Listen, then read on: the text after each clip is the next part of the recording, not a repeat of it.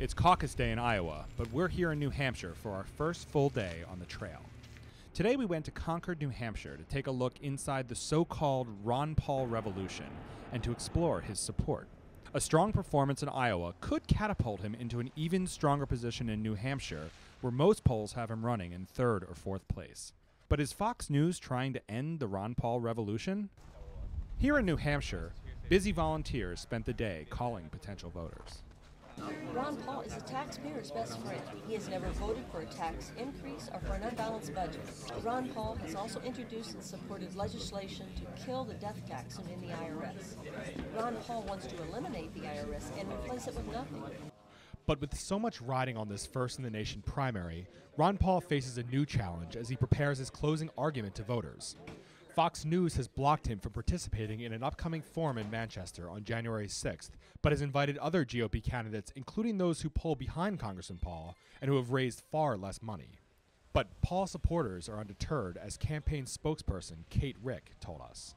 Well, I think primarily it's the content of the message. This is not a cult of personality. We've got a person who believes in the Constitution, and you know, his issues flow from that principle. People can see that, and he's got a voting record that backs it up. It's not just something he says and then ignores when it gets to, you know, time to vote.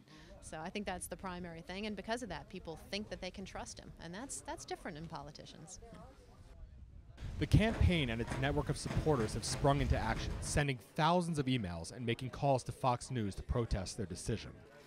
Adding their voices to the chorus are Republican U.S. Senator John Sununu and State Republican Party Chairman Fergus Cullen, who have both urged Fox News to include all major candidates in their forum.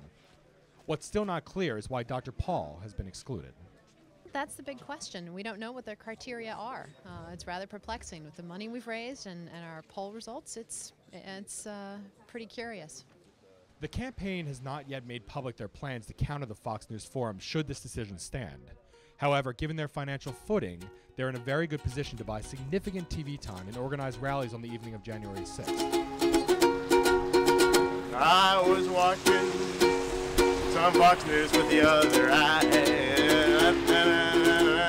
I got Romney on my mind. I found shelter in some leopard dinner. Said 39 times I'll murder Ron Paul. I'm gonna see him Liberty. And it's 1, 2, 3, 4. Take the elevator to the hotel. You'll be glad to see you later. All I got inside is liberty. That's pretty much all I got. Just kind of, you know, making up on the spot, whatever. Despite the challenges facing the campaign, the true Ron Paul believers are not fazed.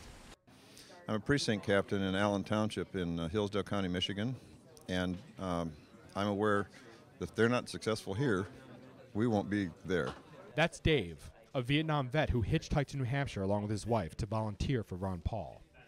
About the time that Ron Paul was developing his issues, we were developing ours separate from him, and then have joined him for this campaign and not for his Libertarian Party stand.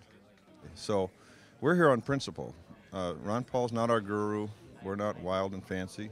We just believe in the issues that he's for. I believe it's my job to stand up for what's right, and he's doing that. And I'm pleased he is. No other candidate's doing that. He's the only statesman out there. If you study the issues, you'll find him to be an honest politician. While the campaign insists that Ron Paul is running to win his party's nomination, they also concede that his decision whether to run as a third-party candidate in the fall is the $20 million question, a number that no pundit would have ever thought possible, and a reality that could continue to impact this race for the presidency. Until then, the Ron Paul revolution marches on. Someone will lead it and just say Ron Paul, and then everybody will say revolution. Give us back the Constitution. All right, let's try that.